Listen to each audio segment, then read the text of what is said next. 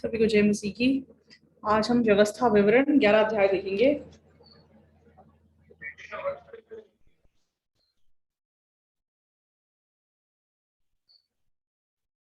व्यवस्था विवरण 11 8 से लेके 12 तक पढ़ेंगे।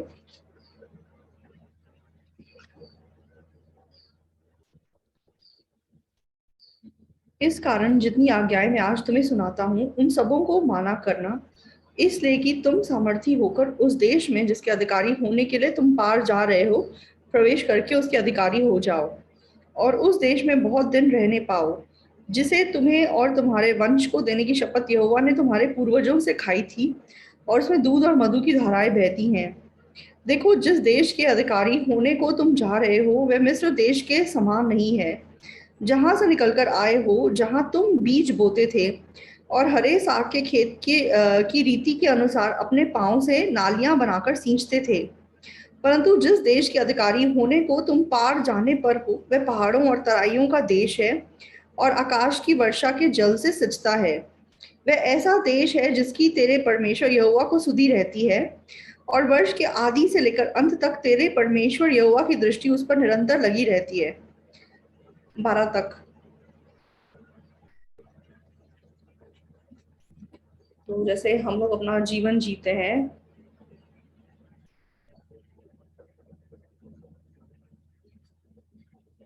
तो मतलब सब लोग अपने जीवन में बहुत सारी पीड़ा को बर्दाश्त करते हैं। तो मन की मतलब जो पीड़ाएं हैं, कष्ट हैं, तो बहुत लोग तो मतलब बहुत सी ऐसी हम परेशानियों का सामना करते हैं।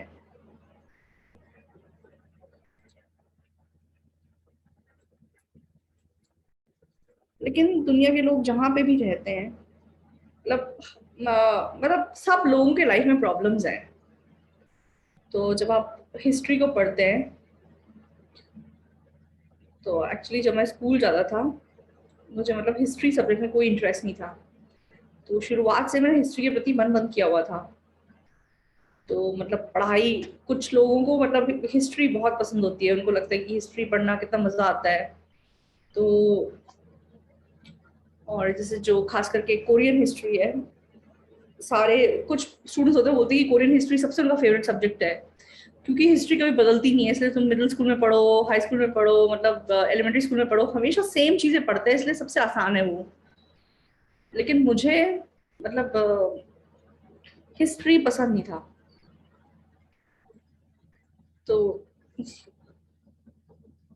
मुझे ऐसा लगता था कि हिस्ट्री पढ़ने का मकसद मतलब पुराने जमाने में जो चीज गलत हुआ, मतलब वो गलत चीजें ना करके इस जमाने में ठीक से कुछ काम करना, ऐसा उसका मकसद है, मैं ऐसा सोचता था। तो फिर मैं सीखता चला गया।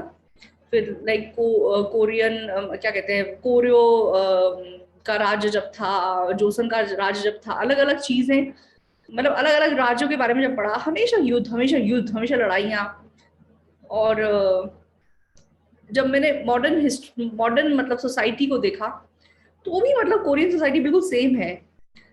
तो हमेशा मतलब लड़ाइयाँ, हमेशा देश देश के बीच में प्रॉब्लम्स। तो मुझे लगता था कि हिस्ट्री सीखने का क्या फायदा। तो तब से मैंने हिस्ट्री के प्रति अपना मन बंद कर लिया। और हिस्ट्री में मतलब हम बिना किसी इंटरेस्ट के जीने लगा। तो सच में दुनिया में लोगों का जीवन ऐसा ही है। तो हमारा देश थोड़ा बाकी देशों से ज्यादा सीरियस है इन मामलों में, क्योंकि हमारे मतलब हिस्ट्री में मतलब सारे कितने राजा थे कोरियन हिस्ट्री में, सबका नाम शायद किसी को नहीं पता होगा, क्योंकि इतनी बार राजे बदले हैं। तो जब हम मतलब जब हम वो मतलब कोरिया हम वो करते मिनिस्टर फोरम करते हैं, तो फिर हम जो फॉरेन से मिनिस्टर्स आते हैं उनको हम मतलब पार्लियामेंट घुमाने लेके जाते हैं। तो पार्लियामेंट में मतलब किस किसने कोरिया के ऊपर राज किया, उनकी सबकी एक लिस्ट बनाई हुई है। फिर मतलब मॉडर्न सोसाइटी में कौन सी पार्टी, कौन सा ये, उनका नाम भी लिखा हुआ है, और वो मतलब कोरियन में लिखा हुआ है, मतलब हिंद मतलब इंग्लिश में लिखा हुआ वो। तो इतना ज्यादा कुछ लिखा हुआ है। तो मतलब लोग मतलब उनको लोगों को लगता है कि किसी के नाम लिखे हुए हैं, लेकिन एक्चुअली में वो लाइक अलग अलग साम्राज्य के नाम है जो लिखे हुए हैं। तो इतनी बार मतलब अलग अलग गवर्नमेंट्स ने, अलग अलग साम्राज्यों ने कोरिया के ऊपर राज किया है। तो लोग मतलब एक दूसरे के प्रति लाइक आपसी रिश्तों के वजह से बहुत सफर करते हैं। तो लोग किसकी वजह से सफर करते होंगे? जो उनका नुकसान पहुंचाते हैं, या जो उनको दुख दे रहे हैं, जो उनको परेशान कर रहे हैं, ऐसे लोगों की वजह से लोग मतलब दुख मतलब लोगों को पहुंचता है। तो आप सबके लाइफ में दो प्रकार के लोग हैं, एक जो आपके बारे में सोचते हैं और एक जो आपको नुकसान पहुंचाते हैं। लेकिन प्रॉब्लम ये है कि बहुत बार हम गलत फहमी में गिर जाते हैं। कोई हमारे बारे में सोचता है, हमारी भलाई के लिए सोचता है, लेकिन हम अपना मन कर लेते हैं। तो खास करके बहुत सारे पेरेंट्स होते हैं कि मतलब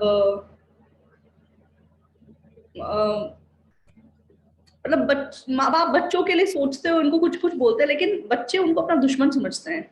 तो माँ बाप की बात सुनना नहीं चाहते। तो जरूर, चाहे उनके फायदे की बात है, उनकी भलाई के लिए है, लेकिन उनके मन में वो उसको सुनना नहीं चाहते और पसंद नहीं करते। और मतलब वो चीज उनको सफर करने देती है, सहने देती है। तो मतलब कोई बात सच में ये मेरे लिए है या मेरे फायदे के लिए है, और मतलब अगर हम बार बार ऐसा सोच के हर बात को स्वीकार करेंगे तो हम एक्चुअली में बहुत थक जाएंगे। तो इस दुनिया में जहाँ हम जीते हैं, जरूर मतलब चिंताएं परेशानियां आती चली जाती हैं। तो फिर अब इंसान को क्या करना पड़ेगा? तो जिस दुनिया में इंसान जी रहा है दुख और परेशानी से मतलब बचने के लिए, उसे क्या करना पड़ेगा? क्या मतलब और कोई रास्ता ही नहीं है उसे बचने का? नहीं, ऐसा नहीं है।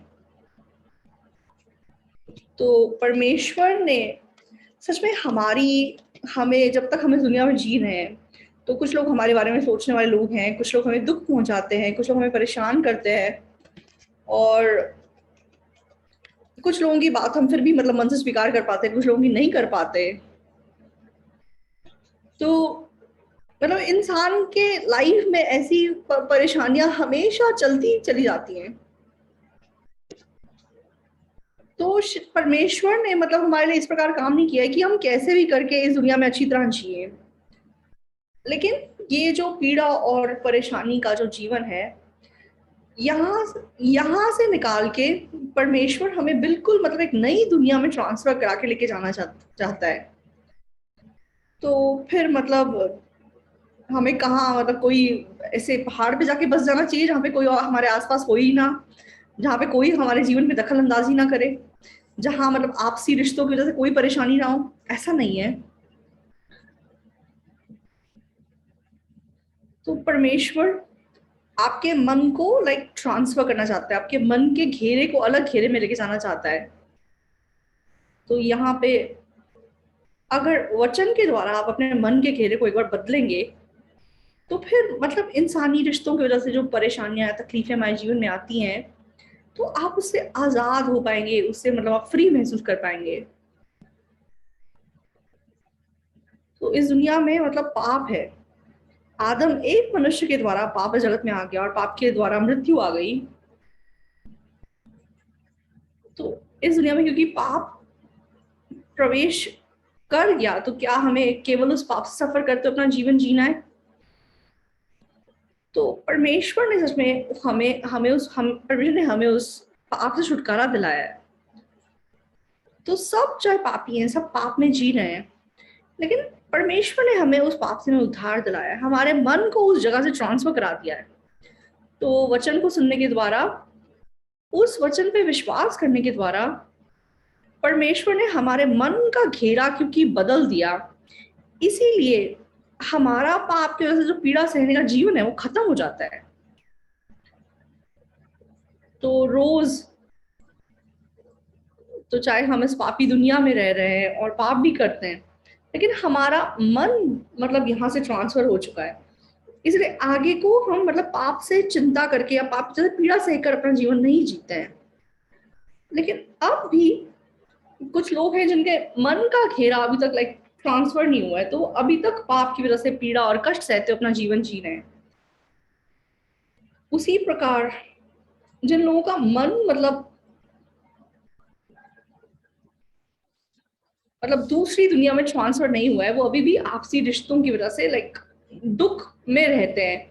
खास करके लोगों के मन में ऐसा मन होता है कि हाँ, इसने मुझे दुख पहुंचाया है, इसने मुझे चोट पहुंचाई है, और उसकी वजह से सच में वो मतलब एक इन्फीरियरिटी कॉम्प्लेक्स अपने मन में रखते हैं, या मतलब एक नफरत की भावना अपने मन में रखते हैं। तो बाइबल को जब हम देखते हैं,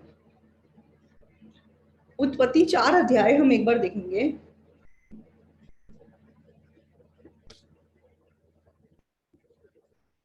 उत्पत्ति 4 का 19।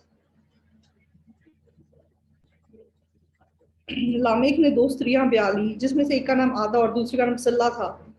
आदा ने याबाल को जन्म दिया। वह तंबुओं में रहना और पशुपालन इन दोनों रीतियों का प्रवर्तक हुआ। और उसके भाई का नाम यूबाल था। वह जीना और बांसुरी आदि बाजों के बजाने की सारी रीति का प्रवर्तक हुआ। और सिल्ला ने भी तुबल कैन नामक एक पुत्र को जन्म दिया। वह पीतल और लोहे के सब धार वाले हथियारों का गढ़ने वाला हुआ। तुबेल कैन की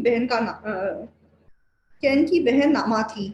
और लमेक ने अपनी पत्नियों से कहा, हे आदा और हे सिल्ला, मेरी सुनो। हे लमेक की पत्नियों, मेरी बात पर कान लगाओ। मैंने एक पुरुष को जो मुझे चोट लगाता था, अर्थात एक जवान को मुझे घायल करता था, घात किया है।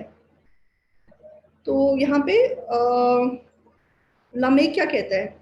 मैंने एक पुरुष को जो मुझे चोट लगाता था, अर्थात एक जवान को जो मुझे घायल करता था, घात किया है। तो मतलब चोट लगाता था मतलब कोई उसको जो मतलब दुख पहुंचाता था या उसको पीड़ा देता था। तो चाहे एक जवान, चाहे कोई मतलब छोटा बच्चा भी हो, अगर वो मुझे मतलब परेशान करे तो मैंने उसे मार डाला। तो लामेक क्या इतना मतलब इतना क्रूअल इंसान था कि किसी ने उसको दुख पहुंचाया तो उसने एकदम से उसको मार दिया। और चाहे किसी छोटे बच्चे ने उसको मतलब घायल किया तो क्या उसने उसे घात कर दिया? क्या वो ऐसा क्रूअल इंसान था? तो लामेक के जीवन को जब हम देखते हैं, तो लामेक के बहुत स्पेशल 3 बेटे थे। तो दुनिया के मतलब सबसे तीन तीन बेटे उसके पास थे। एक का नाम जबाल है, एक का नाम याबाल है, एक का नाम तुबल कैन है। तो ये जो याबाल था, ये तंबुओं में रहना रहना और पशुपालन इन दोनों रीतियों का प्रवर्तक हुआ। तो मतलब ये लोग ये जानवर को मतलब जानवर को पालने वाला वो जमाना है, तो इसलिए मतलब उस जमाने में लाइक लेदर का काम कर पाना या फिर मतलब जानवरों के द्वारा कुछ प्राप्त कर पाना, तो मतलब याबाल के द्वारा जैसे इंसान का जो रोटी कपड़ा मकान है उसकी प्रॉब्लम लाइक सुलझ चुकी है, ऐसा जीवन है। तो हमारे जीवन हमारे देश को हम देखते हैं, जब हमारा देश 1960s में था, तो 60s में तो 48 में हमें इंडिपेंडेंस मिला और फिर युद्ध भी हुआ। और युद्ध खत्म होने के बाद मतलब बहुत 1960s में हमारा देश बहुत गरीब था, और 1970s तक भी हमारा देश काफी गरीब था। तो उस जमाने में हमारे देश के जो लोग थे, उनकी ज्यादातर प्रॉब्लम लाइक रोटी कपड़ा मकान की प्रॉब्लम उनकी बेसिक प्रॉब्लम्स थी।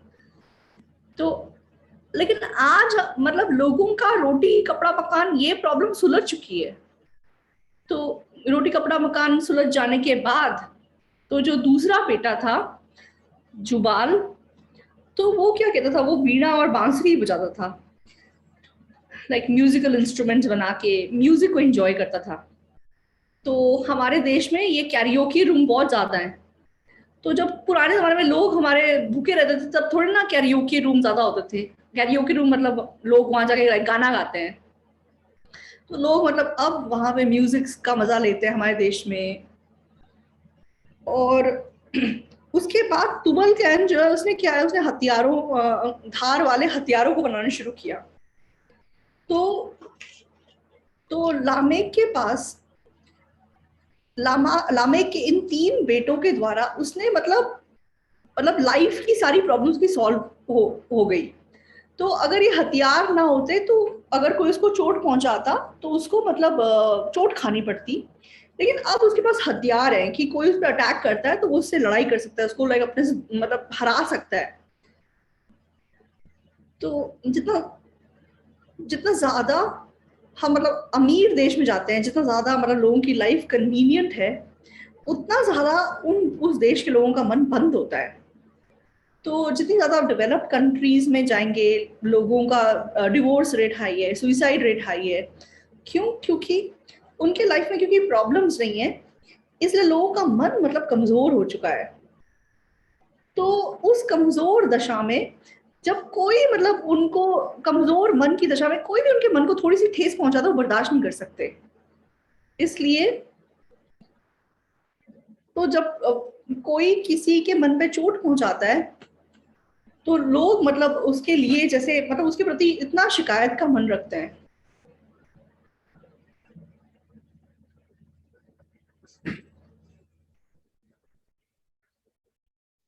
तो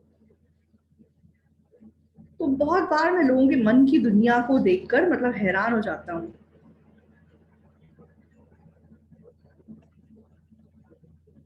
तो कोई एक व्यक्ति था, वो लंगड़ा था। उसने बताया कि वो क्यों लंगड़ा हो गया। तो उसका ऑपरेशन हुआ था, और तो डॉक्टर ने ऑपरेशन किया कि वो नॉर्मली चल सके, लेकिन उसका एक एक्सीडेंट हो गया। तो उस एक्सीडेंट में उसके दोनों टांग लंगड़े हो गए, और उसको एक अपाहिज की तरह अपना जीवन जीना था। तो ऐसा लगता था कि जैसे वो एनी हाउ अपने लाइफ को जी रहा है, लेकिन उसके मन में बहुत गहरी एक चोट थी, बहुत एक बड़ा दुख था।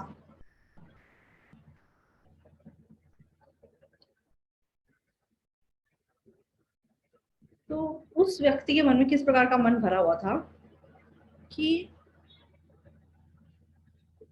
कि तो किसी डॉक्टर की गलती की वजह से वो लंगड़ा हो गया था।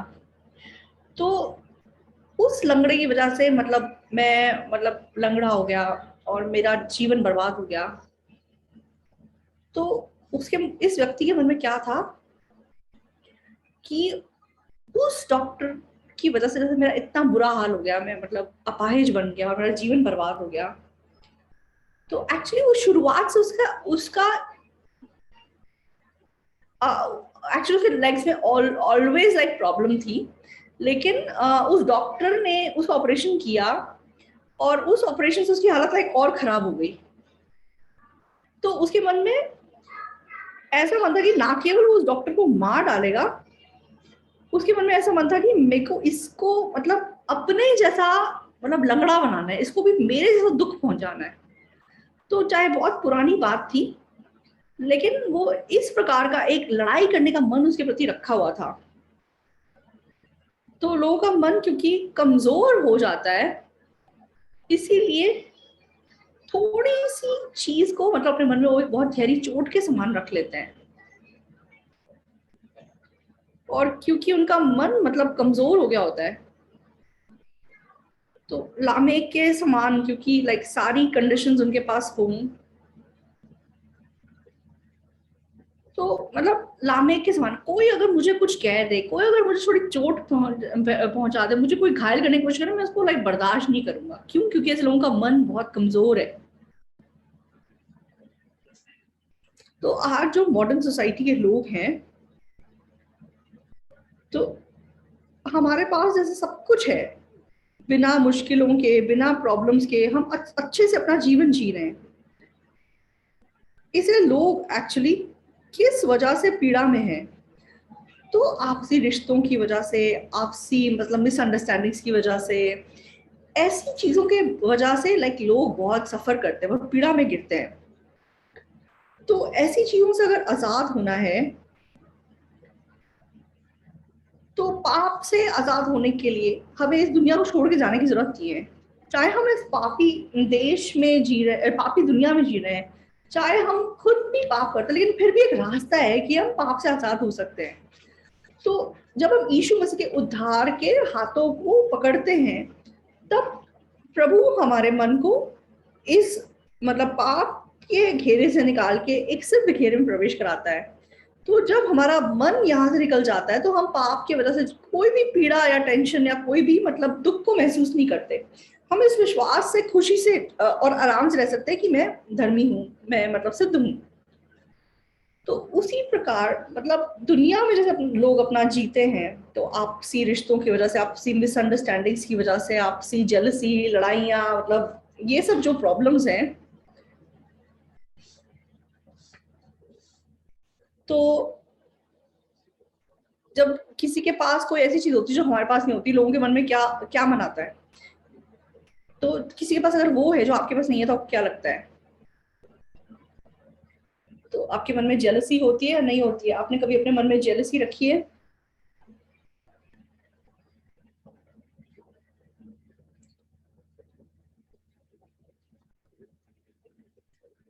जब हम किसी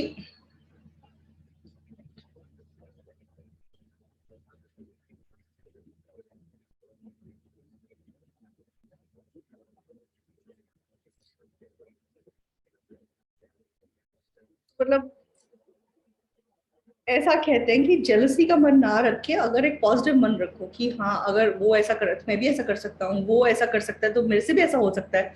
तो अगर कोई पॉजिटिव माइंड रखता है, तो वो भी मतलब उन चीजों को प्राप्त कर सकता है, ऐसा बोलते हैं। तो हर इंसान का मतलब अलग टैलेंट होता है, या हर इंसान के पास लाइक अलग चीजें होती हैं। तो एक बार हमने लोते वर्ल्ड में एक म्यूजिक कॉन्सर्ट किया था। तो भाई शिव ने वहाँ पे गाना गाया। तो कुछ रिपोर्टर्स आए थे उस म्यूजिक कॉन्सर्ट में। तो वो म्यूजिक कॉन्सर्ट के लोग क्या बोलने लगे,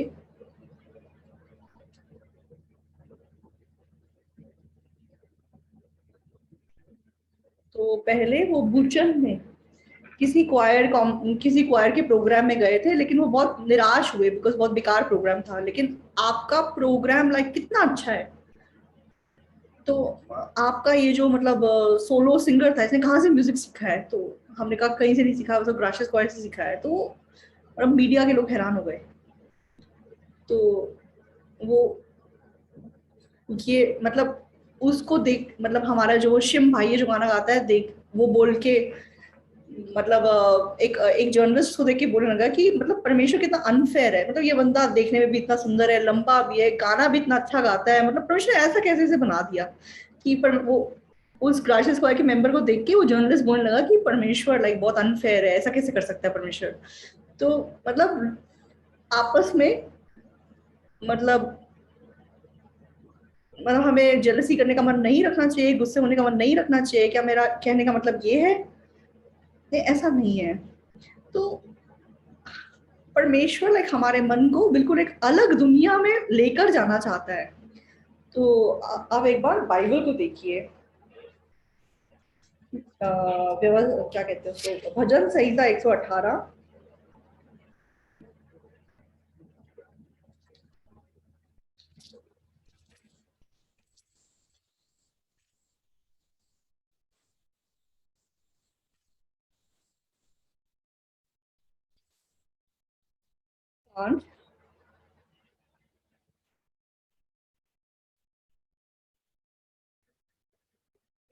मैंने सकेती में परमेश्वर को पुकारा, परमेश्वर ने मेरी सुनकर मुझे चौड़े स्थान में पहुंचाया। यहोवा मेरी ओर है, मैं ना डरूंगा, मनुष्य मेरा क्या कर सकता है? यहोवा मेरी ओर, मेरा मेरे सहायकों में है, मैं अपने बैरियों पर दृष्टि कर संतुष्ट हूंगा। यहोवा की शरण लेनी मनुष्य पर भरोसा रखने से उत्तम है। यहोवा की शरण लेनी प्रधानों पर भी भरोसा रखने से उत्तम है।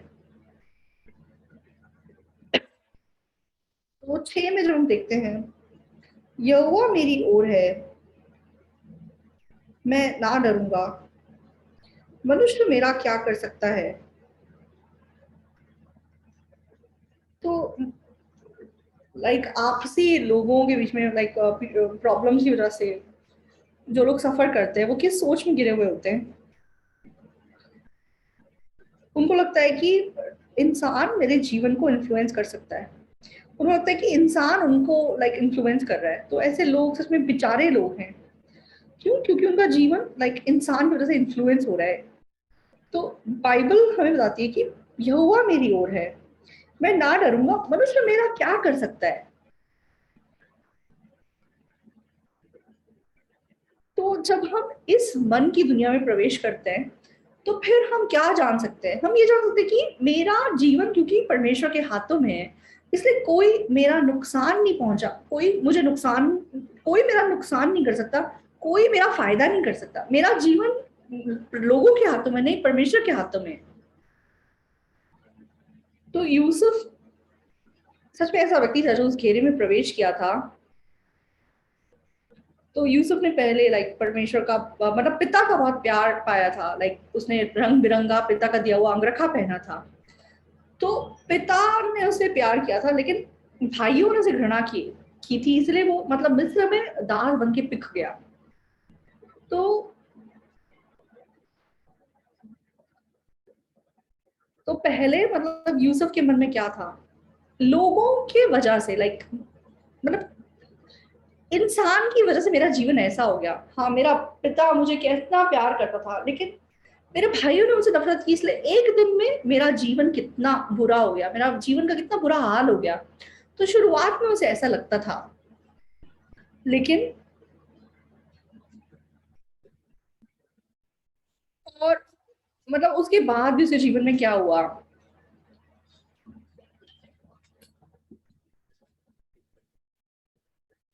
उत्पत्ति किताब एक बार देखेंगे।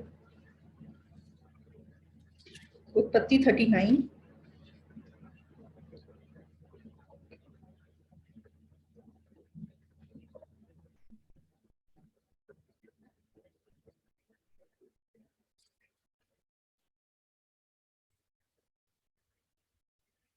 पहले 37 देखेंगे।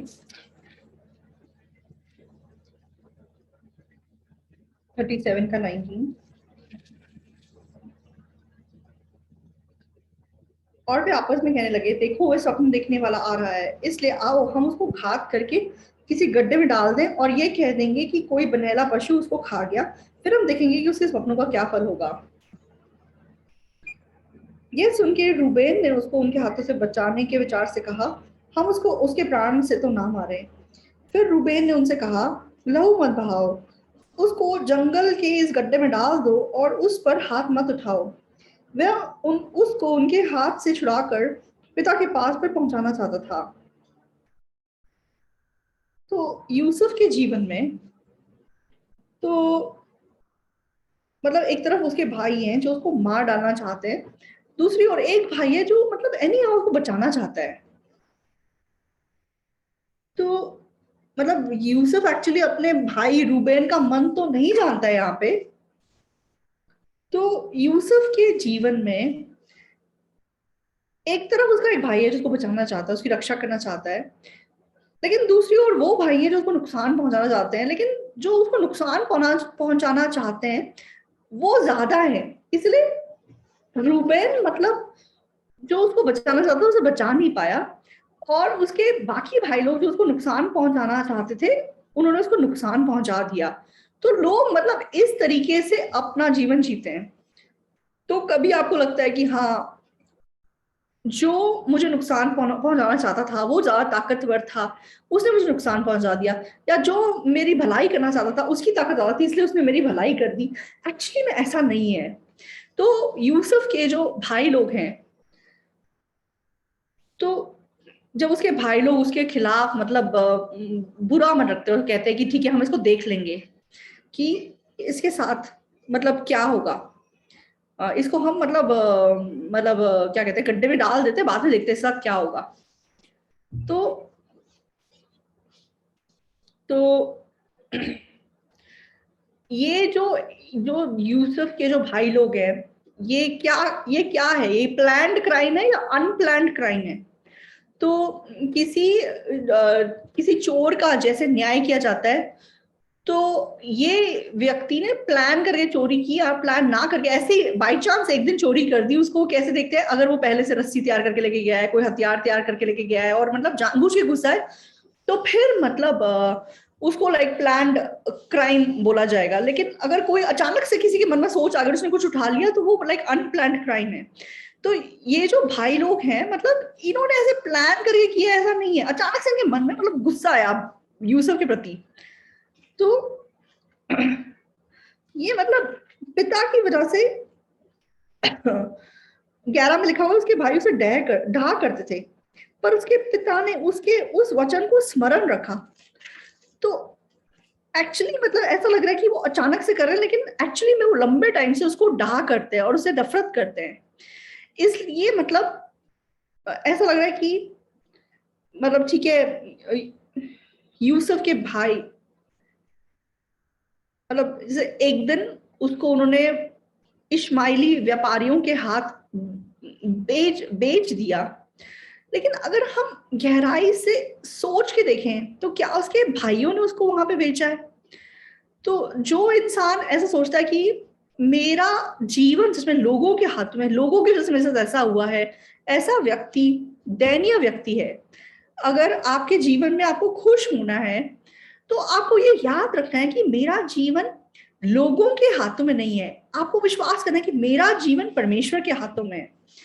तो जो परिस्थिति आपको दिखाई दे रही है, हाँ लोगों ने क्योंकि मेरा नुकसान किया, हाँ भाइयों ने मुझे घृणा किया, इसलिए मुझे फेंक यहाँ पे बेच दिया, इसलिए मेरे लाइफ में इतनी प्रॉब्लम्स हैं, इसलिए मैं इतना पीड़ा उठा रहा हूँ, इसलिए मेरे साथ इतना बुरा हो रहा है। तो वो सोच अपने आप में मतलब किसी व्यक्ति को कितना ज्यादा दुख देगी, कितना उसको पीड़ा देगी। लेकिन असलियत क्या है? यूसुफ का जीवन भाइयों के हाथों में नहीं है, मनुष्य के हाथों में नहीं है।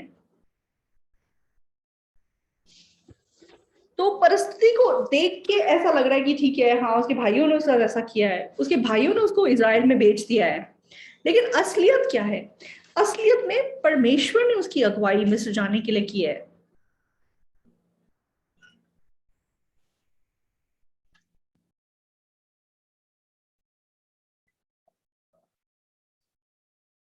हम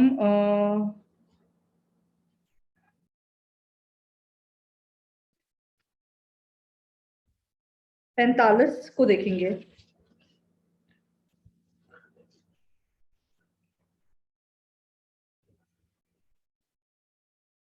45 अध्याय का 5। अब तुम लोग मत पछताओ, और तुमने जो मुझे यहाँ भेज डाला इससे उदास मत हो, क्योंकि परमेश्वर ने तुम्हारे प्राणों को बचाने के लिए मुझे तुम्हारे आगे भेज दिया है। क्योंकि अब 2 वर्ष से इस देश में अकाल है, और अब 5 वर्ष और ऐसे ही होंगे कि उनमें ना तो हल चलेगा और ना अन्न काटा जाएगा। इसलिए परमेश्वर ने मुझे तुम्हारे आगे इसीलिए भेजा कि तुम पृथ्वी पर जीवित रहो और तुम्हारे प्राणों के बचने से तुम्हारा वंश बढ़े। इस रीति अब मुझको यहाँ पर भेजने वाले तुम नहीं, वरन परमेश्वर ही ठहरा। तो यूसुफ के मन में, हाँ हमारा मेरा जीवन सच में मनुष्य के हाथों में नहीं है, मेरा जीवन परमेश्वर के हाथों में है। परमेश्वर मेरे जीवन को कंट्रोल कर रहा है, मेरे जीवन की अगुवाई कर रहा है। तो यूसुफ का मन जब इस घेरे में प्रवेश किया, तो मनुष्य के प्रति शिकायत, कुड़कुड़ाने का मन और जो भी था, वो सब कुछ जैसे खत्म हो पाया।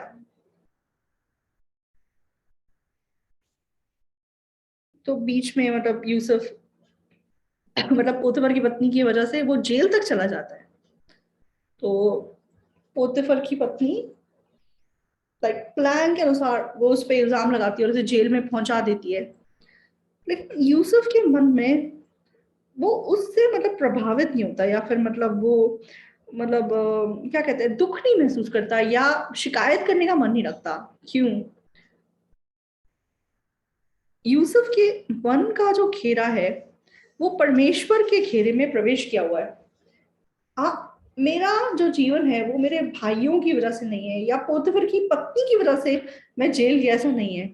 मेरे जीवन में जो कुछ भी हुआ वो सब कुछ परमेश्वर ने उन्हें दिया।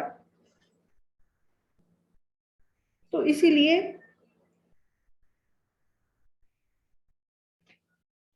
भजन संहिता में प्रभु का वचन हमें क्या कहता है? भजन संहिता 118।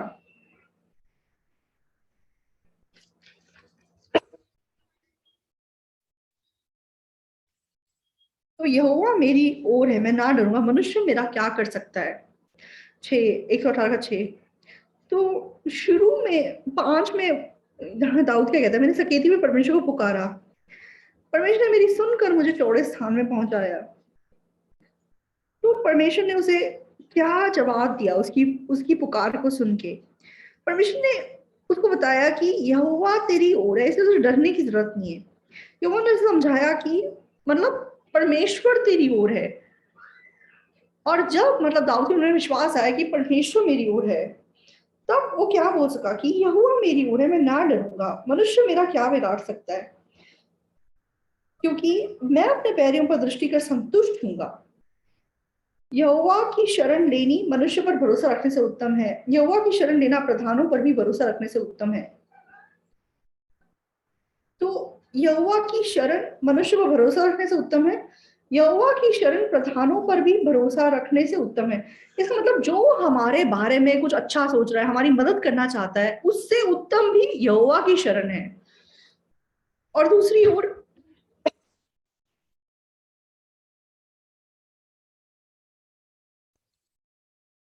10 में क्या लिखा है? सब जातियों ने मुझको घेर लिया है, परंतु यहोवा के नाम से मैं निश्चय उन्हें नष्ट कर डालूंगा। उन्होंने मुझको घेर लिया है, निसंदेह घेर लिया है, परंतु यहोवा के नाम से मैं निश्चय उन्हें नष्ट कर डालूंगा। तो कोई भी हमें नुकसान पहुंचाने की कोशिश करे, तो चाहे कोई भी हमें मतलब मारे पीटे और हमें गिराने की कोशिश करे, लेकिन अंत में हमारा जीवन सच में परमेश्वर के हाथों में, मनुष्य के हाथों में नहीं। ये विश्वास रखना जरूरी है। तो आप लोगों का जीवन, अगर आप चाहते हैं कि आप खुश हो जाएं, तो तो चाहे हमारे लाइफ में इतनी प्रॉब्लम्स आती है, इतनी तकलीफें आती हैं, और तो चाहे आपको मतलब नुकसान पहुंचाने वाले लोग बढ़ जाएं, आपकी भलाई सोचने वाले लोग मतलब खत्म हो जाए, उन सब चीजों से कुछ फर्क नहीं पड़ता।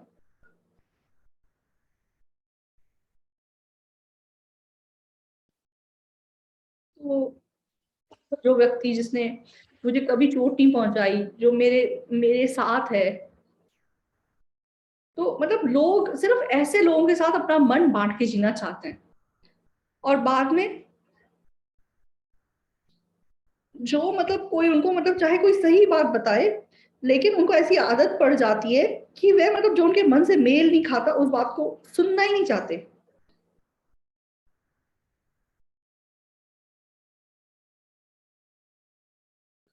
तो जैसे माँ बाप की बातें मतलब बच्चे सुनना नहीं पसंद करते। तो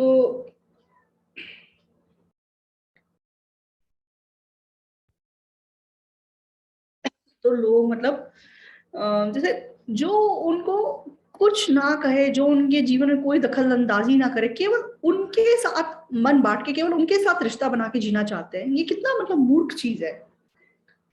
तो आप लोग अगर सच में भजन संहिता में के लिखने वाले व्यक्ति के समान या फिर यूसुफ के समान अगर आप ये रियलाइज कर लें कि मनुष्य मेरा कुछ नहीं बिगाड़ सकता, मेरा जीवन सच में परमेश्वर के हाथों में है, तो चाहे पोतिफर की पत्नी ने भी एज पर प्लान मतलब मुझे नुकसान पहुंचाने की उसने कोशिश किया, या फिर पोतिफर ने भी ऐसा किया, तो लोगों के मन में मतलब इस बात का बहुत उनका ध्यान होता है कि ये मतलब प्लान है या जानबूझ के इसने किया है, या फिर मतलब ऐसे ही ऐसा हो गया। तो अगर किसी ने प्लान के हिसाब से ऐसा मेरे साथ किया है, तो लोग मतलब और ज्यादा गुस्सा होते हैं, और ज्यादा उसके प्रति लाइक नफरत करने का मन रखते हैं। तो अगर आप ऐसे मन की दुनिया में जिएंगे, तो आप पीड़ा सहे बिना नहीं रह सकते। तो यह वचन कहता है कि मैंने पीड़ा में मैंने सकेती में परमेश्वर को पुकारा। तो जब हम मतलब इंसानों के बीच में उलझे रहेंगे, हाँ ये मेरे बारे में सोचता है, ये मुझे प्यार करता है, ये मुझसे घृणा करता है, ये मेरा नुकसान करना चाहता है, तो हम मतलब ऐसी चीजों में उलझे रहेंगे। लेकिन दूसरी ओर हम इस मन की दुनिया से बाहर निकलें कि मनुष्य मेरा क्या बिगाड़ सकता है, मेरा जीवन यहोवा के हाथों में है, मेरा जीवन सच में मनुष्य के हाथ में नहीं है। तो चाहे कोई मेरा कितना नुकसान करना चाहे, परमेश्वर अगर मेरी ओर है तो कैसे वो मेरा नुकसान करेगा? तो चाहे कोई जानबूझ के मेरा नुकसान करना चाहे, लेकिन तो भी मेरा नुकसान नहीं हो सकता। क्यों? क्योंकि मेरा जीवन परमेश्वर के हाथों में है। तो यहाँ यहोवा मेरी ओर है, मैं ना डरूंगा, मनुष्य मेरा क्या कर सकता है?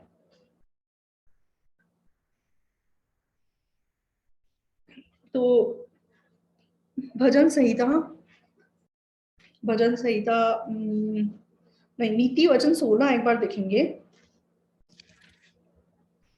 नीति वचन 16 का 9।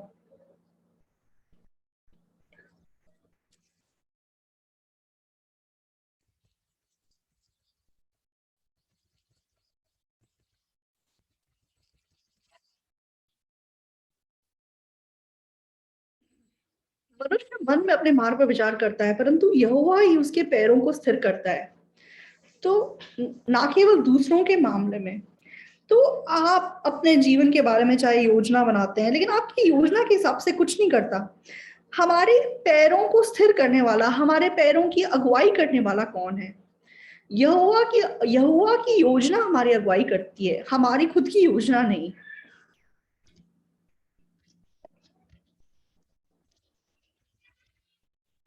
तो एक वचन हम और देखेंगे।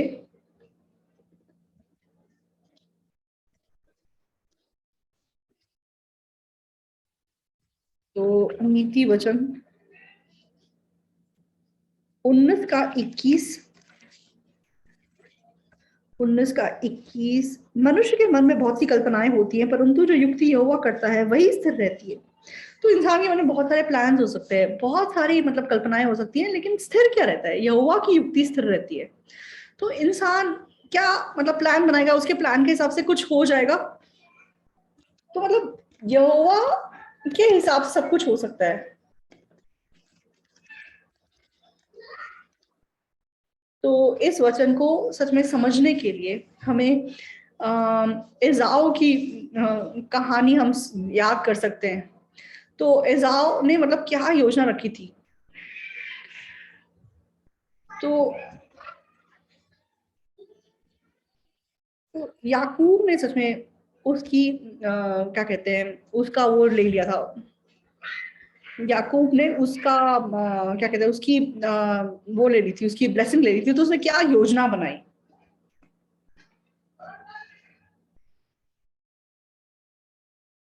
उत्पत्ति किताब में हम एक बार देखेंगे।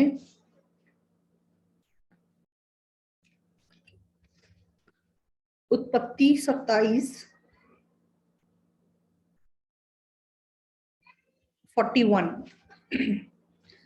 एसाव ने तो याकूब से अपने पिता के दिए हुए आशीर्वाद के कारण बैर रखा, और उसने सोचा, मेरे पिता के अंत काल का दिन निकट है, फिर मैं अपने भाई याकूब को घात करूंगा।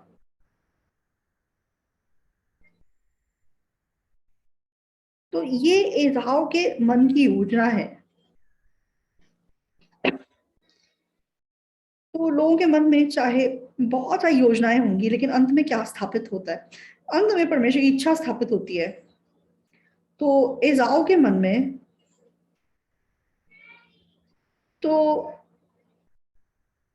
उसने मतलब याकूब से प्लान किया, और उसने क्या सोचा, मतलब उसने मतलब याकूब को मार डालने का मन रखा, और उसके पास मतलब ताकत है याकूब को मार डालने की। तो एसाव के मन में बहुत सारी योजनाएं होंगी, हाँ ऐसे मारूं या वैसे मारूं, तो कैसे करूं, मतलब मैं कैसे उसको नुकसान पहुंचाऊं, कैसे उसको मैं घात करूं। तो क्या मैं ऐसे ही करके उसको मारूं जैसे कि कोई एक्सीडेंट हो गया है, या फिर सबके सामने मतलब फोर्सफुली उसको मारूं? उसके पास बहुत सारी योजनाएं हो सकती हैं, लेकिन यहोवा की इच्छा स्थापित हुई। यहोवा की इच्छा क्या थी? तो उत्पत्ति 25 में, तो छोटा बड़े के अधीन रहेगा, ये यहोवा की इच्छा है। तो लोगों के मन में बहुत मतलब योजनाएं हो सकती है, लेकिन यहोवा की इच्छा मतलब स्थिर रहती है। तो परमेश्वर की इच्छा के सामने तो याकूब का क्या सच में वो नुकसान कर सका? तो चाहे याकूब भाग गया और चाहे वह पद्दन अराम को गया और मतलब लाबान के पास रह के जब वो वापस आया, तो याकूब फिर से लाइक बहुत ज्यादा डर रहा था। तो याकूब मतलब बहुत डरा हुआ था, मतलब एसाव का सामना करने के प्रति। क्यों वो इतना डर रहा था, क्यों वो इतनी पीड़ा में था? तो तो उसको लगता था कि अगर एसाव ना था तो मैं आराम से अपने मतलब गांव में जाके दोबारा वहां पे बस जाता, लेकिन एसाव मुझे नहीं छोड़ेगा। तो याकूब के मन में, हाँ, माँ ने चाहे मुझे प्यार किया, मुझे मतलब मेरे लिए सब कुछ सोचा, लेकिन भाई की वजह से लाइक अभी उसे गांव वापस आना पड़ेगा। उसको बहुत लाइक बोझ महसूस हुआ, उसे बहुत डर लगा। तो कोई आपका नुकसान करना चाह रहा है या कोई आपको मतलब फायदा पहुंचाना चाह रहा है, उन चीजों से प्रभावित होने की जरूरत नहीं है। हमारे मन में इसमें परमेश्वर की इच्छा, परमेश्वर की योजना सब कुछ है। तो इसलिए मतलब लोगों के प्रति जो भी शिकायतें हैं वो सब मतलब हटे बिना नहीं रह सकते। को मतलब मेरे बारे में कौन सोच रहा है, मेरे बारे में कौन नहीं सोच रहा, उस बारे में कुछ भी मतलब महत्वपूर्ण समझने की जरूरत नहीं है। तो जरूरी बात क्या है? तो मेरा तो जरूरी क्या है जिसमें परमेश्वर के हाथों,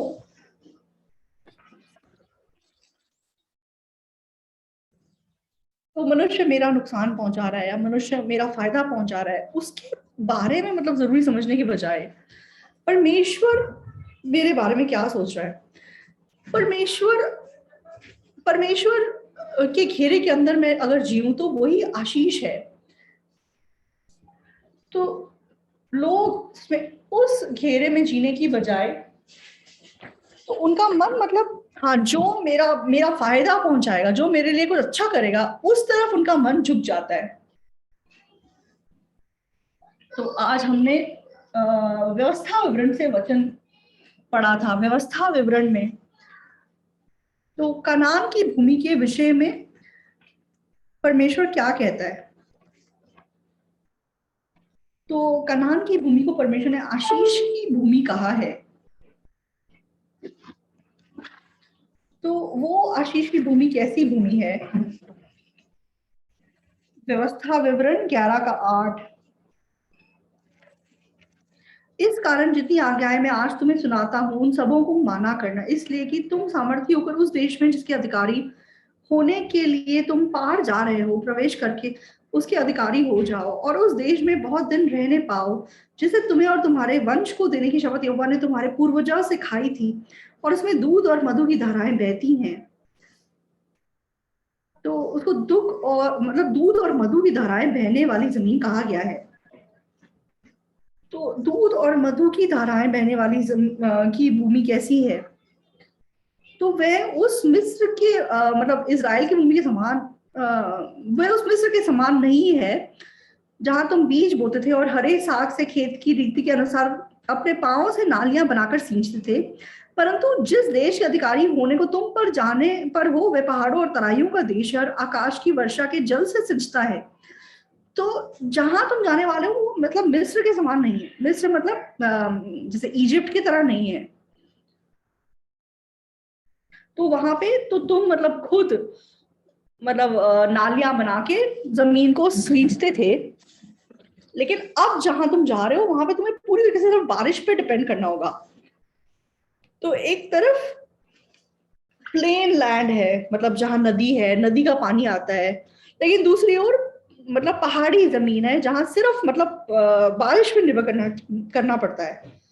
तो जैसे हमारे स्टेट में मतलब हमारे कंट्री में खांगवान तो है जहाँ पहाड़ और तराइयां बहुत ज्यादा हैं, और या नाजू किमचे ऐसे जगहों पे जाओ तो वहाँ प्लेन लैंड्स हैं।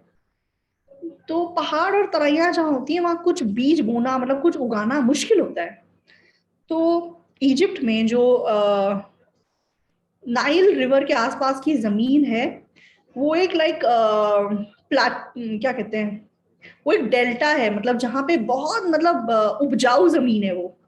बहुत वहां पे आसानी से कुछ भी आप मतलब उगा सकते हो। मतलब मिस्र बहुत फर्टाइल लैंड है, बहुत अच्छा, मतलब बहुत अच्छा, लाइक उनका जमीन है, उसको उनको मतलब जमीन के अंदर फर्टिलाइजर वगैरह डालने की जरूरत नहीं पड़ती, क्योंकि पानी बह के नाइल नदी में आता है, और नाइल नदी के द्वारा जो मिट्टी जैसे बह के आती है, वो मिट्टी मतलब इजिप्ट में आके जमा होती रहती है। इसीलिए मतलब उनकी जमीन बहुत उपजाऊ जमीन है। इसलिए मतलब नेचुरली, मतलब बिना कोई दवाई फर्टिलाइजर डाले खेती बहुत अच्छे से होती है। लेकिन परमेश्वर परमेश्वर पहाड़ों और तराइयों से भरी हुई जमीन को सच में दूध और मधु बहने वाली जमीन कह रहा है। तो वो क्यों, मतलब दूध और मधु बहने वाली जमीन है, उस जमीन के अंदर ऐसा कुछ नहीं है, लेकिन परमेश्वर का अनुग्रह जमीन के ऊपर है, इसलिए वो ऐसी जमीन है। तो नाइल नदी के मतलब किनारे बसा हुआ मिस्र एक्चुअली पूरी दुनिया में मशहूर है, लाइक वो फर्टाइल जगह है। लेकिन इज़राइल को क्यों परमेश्वर ने इतनी अच्छी जमीन बताया है? बारह की वजह से। वह ऐसा देश है जिसकी तेरे परमेश्वर यहोवा को सुधि रहती है, और वर्ष के आदि से लेकर अंत तक तेरा परमेश्वर यहोवा की दृष्टि उस पर निरंतर लगी रहती है। तो आप लोगों का जीवन, तो सबसे आशीषित जीवन कौन सा जीवन है? जिसको यहोवा की सुधि रहती है, जिसके ऊपर यहोवा की दृष्टि रहती है। तो जिस व्यक्ति की देखरेख यहोवा करता है, जिस व्यक्ति के ऊपर यहोवा की दृष्टि रहती है, ऐसे लोग कौन है? वो कुछ स्पेशल खास लोग नहीं है। तो उद्धार पाने के लिए परमेश्वर ने सारे लोगों को उद्धार देने का मार्ग खोल दिया है, और प्रभु चाहते हैं कि सब लोग उद्धार पाए। लेकिन दूसरी ओर वचन में ये भी लिखा है कि मैंने इस जगत की सृष्टि से पहले तुम्हें चुन लिया है। तो कुछ वर्ल्डली चर्चेस वर्ल्डली चर्चेस ऐसा बोलते हैं कि मतलब कि उद्धार पाए हुए लोग पहले से चुने हुए हैं, लेकिन ये गलत है। तो जहां पे भी चुने हुए की बात की गई है, वहां यीशु मसीह में शब्द का प्रयोग किया गया है। तो परमेश्वर ने यीशु मसीह में नामक एक बहुत बड़ा बर्तन तैयार किया है। तो यीशु मसीह में कोई भी प्रवेश करे वो चुना हुआ बन जाता है। तो कोई भी यीशु मसीह में प्रवेश कर सकता है, तो कोई भी उद्धार पा सकता है। और सब लोगों की सच्चाई को जानना प्रभु की इच्छा है।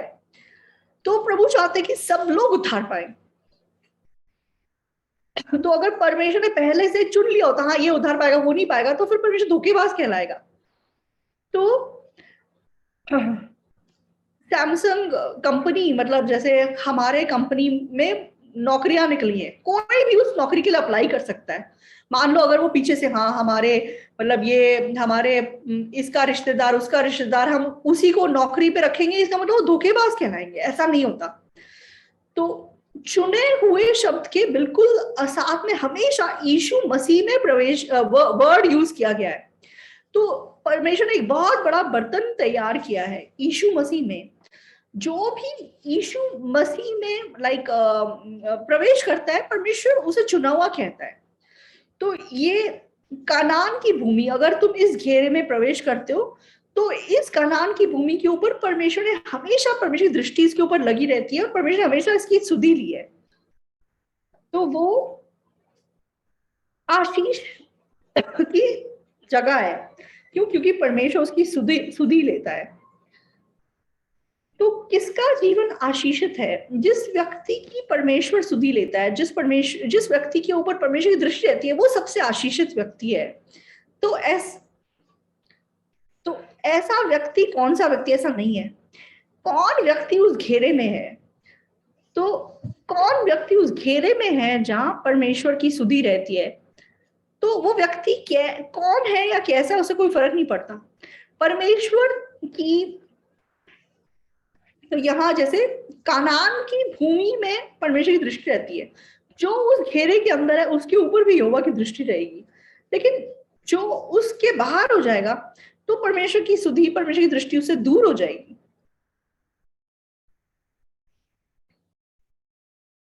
तो ये चीज रूथ 1 अध्याय में लिखी हुई है।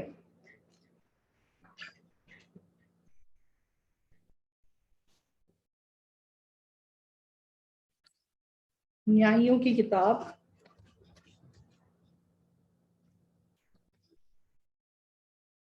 सॉरी, रूथ 1 अध्याय, 1 का 1। जिन दिनों में न्यायी लोग न्याय करते थे, उन दिनों में देश में अकाल पड़ा। तब यहूदा के बेथलेहम का एक पुरुष अपनी स्त्री और दोनों पुत्रों को संग लेकर मोआब के देश में परदेशी होकर रहने के लिए चला। 6। तब वे मोआब के देश में यह सुनकर कि यहोवा ने अपनी प्रजा के लोगों की सुधि लेके उन्हें भोजन वस्तु दी है, उस देश से अपनी दोनों बहुओं समेत लौट जाने को चली। अतः वे अपनी दोनों बहुओं समेत उस स्थान से जहां रहती थी निकली, और उन्होंने यहूदा देश को लौट जाने का मार्ग लिया। तो ये लोग मतलब कनान को छोड़ के मोआब को चले गए। कनान कौन सी जगह थी? कनान वो जगह थी जहां परमेश्वर की दृष्टि हमेशा रहती है, जहां परमेश्वर हमेशा उन लोगों की सुधि रहता है, सुधि लेता है। लेकिन ये लोग उस जगह को छोड़ के मोआब को चले गए। तो जब ये मोआब को चले गए तो परमेश्वर की सुधि लेने से ये दूर हो गए।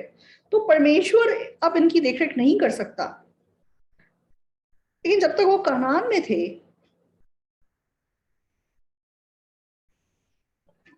तो बाद में जब नाओमी को देखते हैं तो मतलब एलिमेलेक मर गया, सब लोग मर गए, मतलब ना परमेश्वर ने इनकी देखरेख नहीं की। तो हमारा हमारा जीवन क्यों ऐसा है? मेरा जीवन क्यों नहीं सुलझ रहा है? लेकिन जब कनान को देखा, तो कनान में परमेश्वर ने एनी हाउ अपने लोगों की सुधि ली और उन्हें भोजन वस्तु दी। तो तुम कहाँ पे हो, वो जरूरी चीज है। तो आशीष, आप लोगों का जीवन कब आशीषित हो सकता है? जब आप उस घेरे में हैं जहां परमेश्वर सुधि लेता है, जहां परमेश्वर की नजरें टिकी रहती हैं, तब आपका जीवन आशीषित हो सकता है। तो रूथ की किताब में इस बात के ऊपर बहुत गहरा जोर दिया गया है। ना केवल 1 अध्याय में ऐसा लिखा है, तो बाद में चलकर जब रूथ बोअज को मिलती है, तब बोअज उसको क्या बोलता है? 2 अध्याय 8 को देखेंगे। तब बोअज ने रूथ से कहा, हे मेरी बेटी, क्या तू सुनती है? किसी दूसरे की खेत में बीनने को ना जाना, मेरी ही दासियों के संग यहीं रहना। जिस खेत को वे लवती हो, उसी पर तेरा ध्यान बंधा रहे और उन्हीं के पीछे पीछे चला करना। क्या मैंने जवानों को आज्ञा नहीं दी है कि वे तुझे तंग ना करें? और जब जब तुझे प्यास लगे, तब तक तू बर्तनों के पास जाकर पानी पीना, जिसे जवान लोग भरते हैं। और सच में यहाँ बोअज रूथ को क्या बोलता है? तो किसी और के खेत में मत जाना, इस खेत से बाहर जाने की जरूरत नहीं है, तू बस बोझ के खेत में रहना। क्यों? बोझ के खेत में अगर वो रहेगी, तब बोझ उसके लिए काम कर सकता है। बोझ उसके लिए क्या काम कर सकता है? तो 19 में,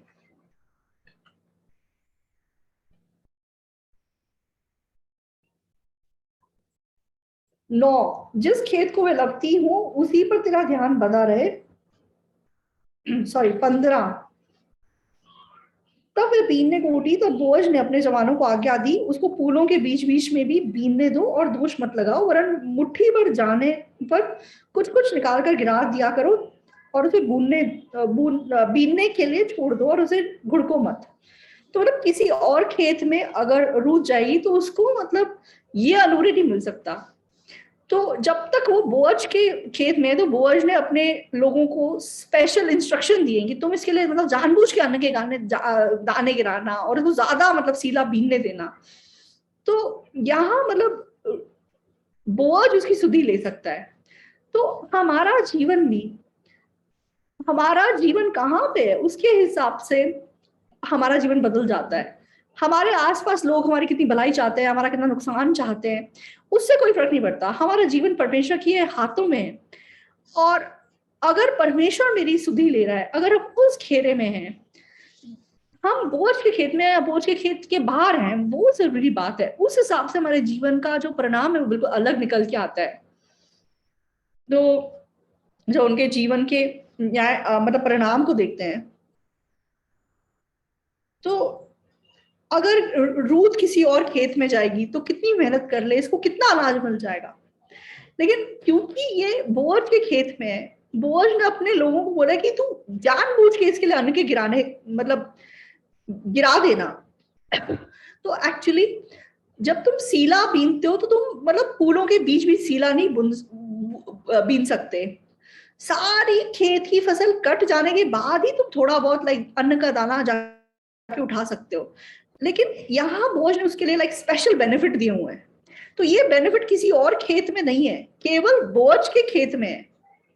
जिस खेत में बोझ है वहीं पर रूथ को मतलब ये फायदा मिल सकता है।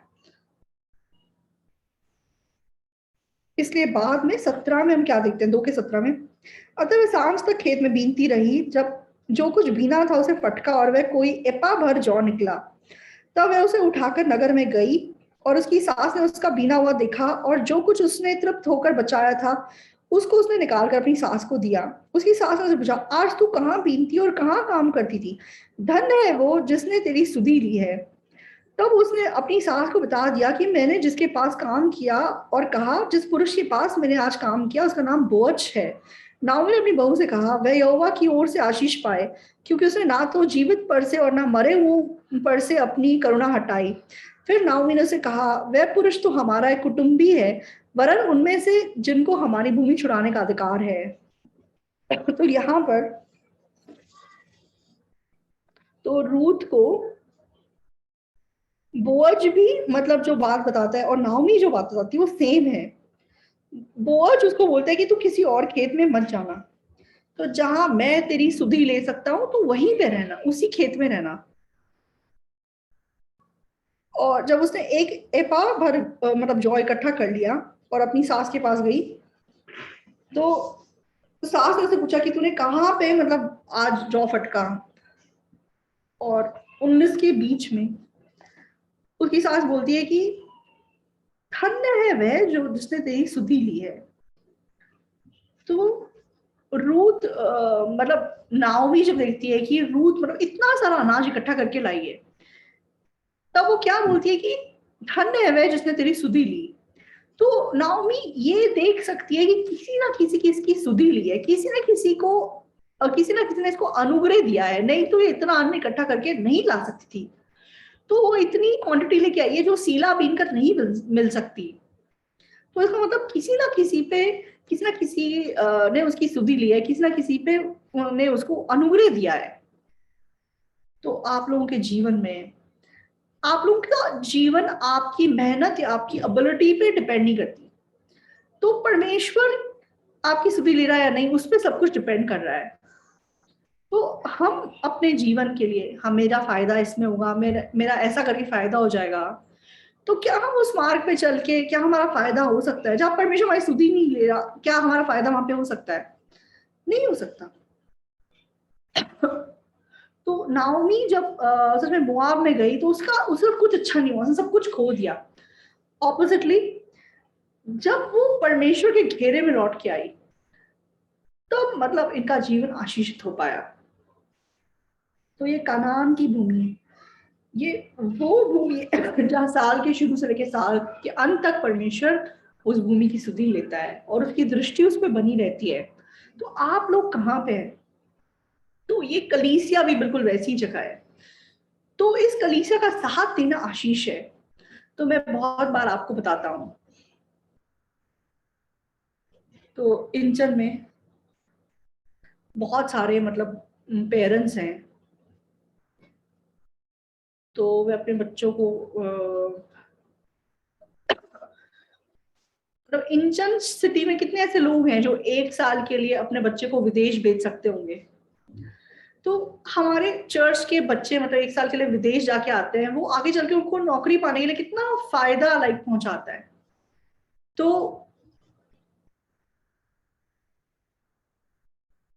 तो पिछले साल मतलब जितने लोग ग्रेजुएट थे और जिन्होंने मतलब नौकरी पकड़ी, तो जिन्होंने मतलब आईवाईएफ के प्रोग्राम से भाग लिया, मतलब इंटर कोरिया लीडर्स कॉन्फ्रेंस ये वो, तो इंटरनेट मार्केटिंग ये सब उन्होंने मतलब सीखा। तो जिन जिन स्टूडेंट्स ने मतलब चर्च की एक्टिविटीज में भाग लिया उन सबको नौकरी मिल गई। तो जब नौकरियां पे लगने का टाइम आया तो कुछ स्टूडेंट्स पूछते थे कहाँ नौकरी करें, क्यों? क्योंकि उनको 3 जगह नौकरी मिल गई। हाँ, पहली कंपनी ऐसी ऐसी कंपनी है, दूसरी कंपनी में इतनी सैलरी मिल रही है, तीसरी कंपनी में इतनी सैलरी मिल रही है, तो मैं कौन सी कंपनी को चूज करूं? तो तो इस कंपनी में मतलब 10 बजे ऑफिस जाना पड़ता है, इस कंपनी में 9 बजे जाना पड़ता है, मतलब ऐसे करके सारे हमारे चर्च के बच्चों के पास चॉइस था कहाँ नौकरी करे। तो मैं हैरान हो गया कि कोरोना का टाइम है, कितना मतलब नौकरी करना मुश्किल है, तो इन बच्चों ने सिर्फ चर्च में मतलब चर्च का साथ दिया, लेकिन इन लोगों को इतनी नौकरियां मिल गई कि ये लोग चूज करके जा सके। तो ये परमेश्वर ने उनकी सुधि ली है, परमेश्वर ने सुधि ली है, वो जमीन है। तो आप लोग सिर्फ संडे चर्च गोअर के समान जी रहे हैं, या फिर आप सच में कलीसिया के अंदर हैं और आप परमेश्वर की देखरेख के अंदर रह रहे हैं, तो आपका जीवन आपकी मेहनत से अच्छा नहीं हो सकता, आपके कुछ करने से अच्छा नहीं हो सकता। आप कितनी मेहनत करें, कितनी मेहनत नहीं कर रहे, उससे कोई फर्क नहीं पड़ता। तो इंसान आपको कुछ नहीं दे सकता, तो परमेश्वर आपकी जहां सुधि ले रहा है। तो इंसान के अंदर मतलब फंसकर, इंसान की से आपसी रिश्तों के वजह से अगर आप पकड़े जाकर अपना जीवन जिएंगे तो आप थकावट से भरा हुआ जीवन जिए बिना नहीं रह सकेंगे। लेकिन अगर आप इस घेरे में प्रवेश करेंगे जहां यहोवा की नजरें रहती है, जहां यहोवा सिद्धि लेता है, तो आप कितना आशीषित जीवन जी सकेंगे। तो परमेश्वर इतना स्पेशल बेनिफिट दे रहा है कि फूलों के बीच में भी मतलब उसको बीनने दो, मतलब दानों को भी गिरा दो, तो कोई भी बहुतायत में दाने उठा सकता है। तो ये परमेश्वर के घेरे के अंदर रहने का जीवन है। ये वो अगर वो बोअज के खेत से बाहर जाएगी तो बोअज का ये बेनिफिट, ये मतलब फायदा उसके लाइफ से दूर हो जाएगा। तो इसलिए बोस को कहता है कि तू किसी और खेत में मत जा, अगर तू किसी और खेत में जाएगी मैं तेरी हेल्प नहीं कर पाऊंगा, वहां तुझे अपनी मेहनत से अपनी कोशिश से जीना पड़ेगा। तो वहां जाकर आप कितना मतलब क्या कहते हैं अन्न इकट्ठा कर पाएंगे। तो वहां पर ऐसा मतलब बेनिफिट नहीं है। तो आपको लग आपको लग रहा हो आपका जीवन कितना भी अच्छा हो जाए, तो क्या सच में आपका जीवन अच्छा हो पाएगा जहां परमेश्वर की हेल्प नहीं है? तो आपको क्या कैलकुलेट करना है, मेरे लिए क्या फायदेमंद है, आप उस तरफ मत जाइए। तो परमेश्वर जहां मेरी सुधि लेता है वो कौन सी जगह है? तो परमेश्वर जहां मेरी सुधि लेता है वहां पर मतलब जाइए। तो तो जहां परमेश्वर सुधि लेता है वहां पे कोई भी बहुतायत में भोजन वस्तु उठा सकता है। तो कलीसिया के अंदर, परमेश्वर की इच्छा के अंदर, तो परमेश्वर की खुशी के अंदर जब हम जीवन जिएंगे तो आप हाँ, चर्च का काम करने की वजह से मेरे पास अपनी लाइफ के लिए कोई टाइम नहीं होता, हाँ मैं अपना कुछ नहीं कर पाता।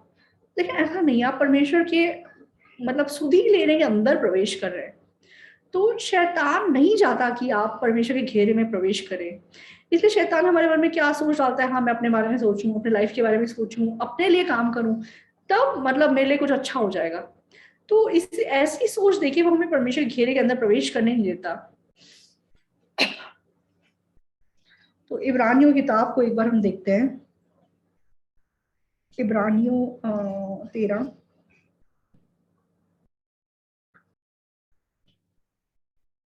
तो इब्रानियों की किताब मतलब गॉस्पेल के बारे में विस्तार से में बता रही है और विश्वास के बारे में विस्तार से में बता रही है।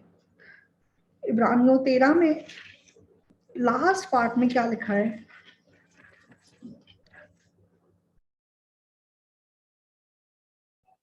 इब्रानियों 11 का 6।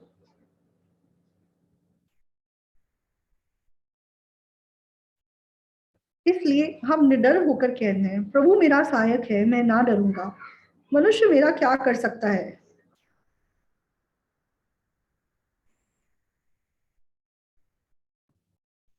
जो तुम्हारे अगुए थे और जिन्होंने तुम्हें परमेश्वर का वचन सुनाया है, उन्हें स्मरण रखो और ध्यान से उनके चाल चलन का अंत देखकर उनके विश्वास का अनुकरण करो। यीशु मसीह कल और आज और युगानुयुग एक सा है। तो इब्रानियों की किताब में तो आज सीएलएफ के एक पास्टर ने भी गवाही दी थी, इब्रानियों 10 से उन्होंने गवाही दी। तो इब्रानियों सुनते ही आपको लग रहा होगा कि मैं इब्रानियों 10 के बारे में बात करेंगे। तो इब्रानियों की किताब में सच में विश्वास के बारे में, सुसमाचार के बारे में बहुत विस्तार से लिखा हुआ है। तो इब्रानियों 13 जो आखिरी अध्याय है, तो 13 अध्याय में इब्रानियों किताब का कंक्लूजन कैसे किया गया है। तो यह देखा कि यहोवा मेरा सहायक है, मनुष्य मेरा क्या कर सकता है। और 8 में यीशु मसीह कल और आज और युगानुयुग एक सा है। तो मनुष्य चाहे बदल सकता है, लेकिन यहोवा आज कल और अनंत काल के लिए एक समान है। तो यहोवा मेरे साथ है, तो मनुष्य मेरा क्या बिगाड़ सकता है। तो हमारा जीवन सच में हमारे द्वारा नहीं चलाया जा सकता। तो सच में अगर हम परमेश्वर की आंखों से देखेंगे तो हम देख सकेंगे कि हमारा जीवन परमेश्वर के हाथों में है। तो याकूब को, यूसुफ को जैसे पता चला कि मुझे जेल पहुंचाने वाला, मुझे मिस्र में बेचने वाला मनुष्य नहीं है, परमेश्वर है, इसीलिए उसका मन परमेश्वर के प्रेम से भरा रह सका। और भजन संहिता में भी जैसे हमने पढ़ा, भजन संहिता का एक और वचन देखेंगे,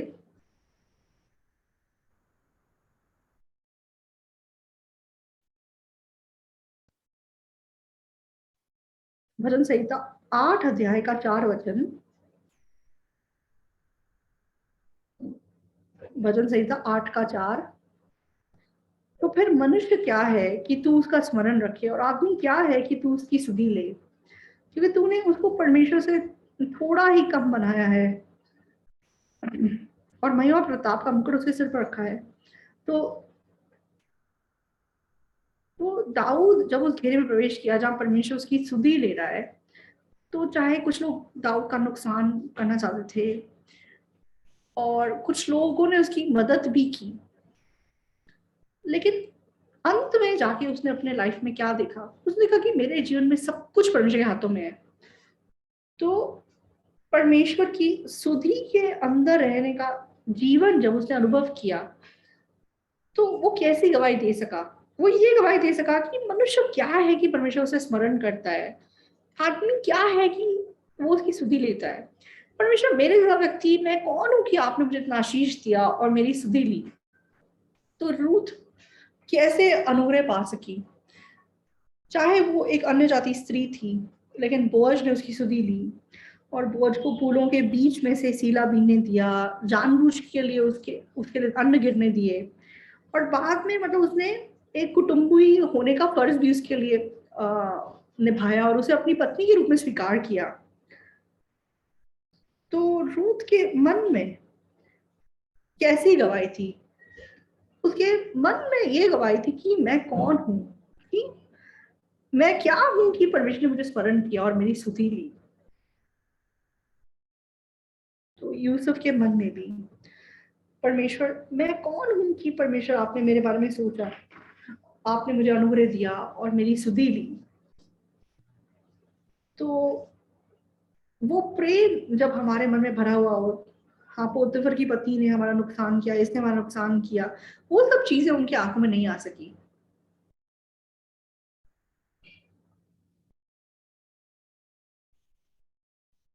तो मनुष्य कौन है कि परमेश्वर तो उसकी सुधि लेता है। तो वे इस प्रेम में सच में डूबे हुए थे और वो बहुत ज्यादा खुश हो सके। अगर ऐसा ना हो तो फिर आपसी रिश्तों की वजह से शिकायतें और मतलब कुरकुराना, कष्ट में घिरे बिना हम अपना जीवन जी बना नहीं रह सकते। तो जो लोग पाप की वजह से पीड़े में गिरते हैं, क्योंकि उनके पास विश्वास नहीं होता, क्योंकि उनके पास ये विश्वास नहीं होता कि परमेश्वर ने मेरे सारे पापों धो दिए, इसलिए वो मतलब पीड़ा में गिरते हैं। तो जो मनुष्य की वजह से पीड़ा में गिरते हैं, वो ये विश्वास नहीं करते कि उनका जीवन परमेश्वर के हाथ में, इसलिए वो लोगों की वजह से पीड़ा सहकर अपने जीवन को गुजारते हैं। तो आप इस दुनिया में कहीं पे भी जिए, मतलब आपसी विवाद, आपसी मुश्किलें उत्पन्न हुए बिना नहीं रह सकती। तो आप क्या उससे प्रभावित होकर अपना जीवन जिएंगे? उसकी वजह से क्या आप दुख पाकर अपना जीवन जिएंगे, या फिर आप परमेश्वर पर विश्वास करके जिएंगे कि मेरा जीवन सच में परमेश्वर के हाथों में है, मनुष्य मेरा कुछ नहीं बिगाड़ सकता, मनुष्य मेरा क्या बिगाड़ सकता है? तो ये वो घेरा है परमेश्वर जो हमारे तैयार किया है। तो वो घेरा कहाँ है? परमेश्वर ने वो कनान जमीन में जब हम है तब तक हम आशीषित है, उसी प्रकार हमारा जीवन भी, जब तक हमारा जीवन इस कलीसिया में है, कलीसिया के साथ है, परमेश्वर की इच्छा के साथ है। हाँ, मैं चर्च जाता हूँ, वचन सुनता हूँ और अपने हिसाब से अपना जीवन जीता हूँ, अपने डिसीजन के हिसाब से अपना जीवन जीता हूँ, ऐसा जीवन नहीं। पर कलीसिया के साथ जीने का जीवन, परमेश्वर की इच्छा के साथ जीने का जीवन, तो यहोवा जहां मेरी सुधि ले सके इसमें ऐसा जीवन।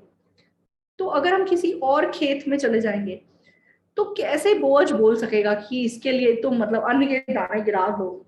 तो कैसे बोझ रूथ के लिए कुछ कर पाएगा? तो नाओमी जब कनान से दूर चली गई, उस जमीन से दूर चली गई जिसकी सुधि परमेश्वर लेता है, तो उसके जीवन में क्या अच्छा हुआ? उसका पति मर गया, उसके बच्चे मर गए, और उसका जीवन पूरी तरीके से बर्बाद हो गया। क्यों ऐसा हुआ? क्योंकि वो उस जगह से बाहर चली गई जिस जगह की सुधि परमेश्वर ले रहा था। तो परमेश्वर सच में ठट्टों में नहीं उड़ाया जाता।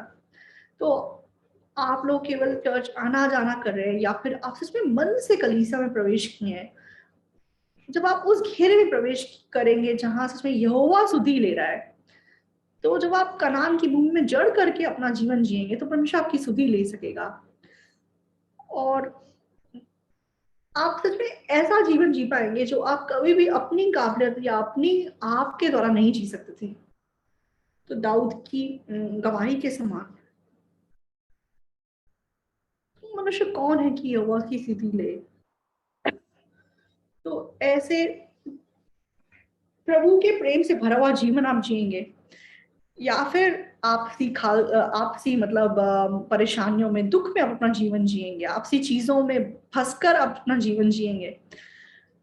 तो जिस प्रकार पाप में फंसकर जीने वाले लोग हैं और पाप से आजाद होकर जीने वाले लोग हैं, तो हमें ऑब्वियसली पाप से आजाद होकर उद्धार पाए व्यक्ति का जीवन जीना है। तो ना केवल पाप से छुटकारा पाके अपना जीवन जीना है, लेकिन हमारे जीवन में मतलब आपसी रिश्तों के वजह से आए हुए जो कष्ट हैं, जो पीड़ाएं हैं, उनमें से बाहर निकल के सच में कनान की भूमि में दाऊद के समान गवाही को अपने मन में रखते हुए अपना जीवन में जीना है कि मनुष्य मेरे जैसा कि परमेश्वर मेरे जैसा व्यक्ति कौन है कि आप मेरी सुधि लेते हैं और आप मेरी को देखते हैं। तो मैं आशा करता हूँ कि आप सब लोग इस प्रकार का आशीषित जीवन जी पाएंगे। खत्म करेंगे।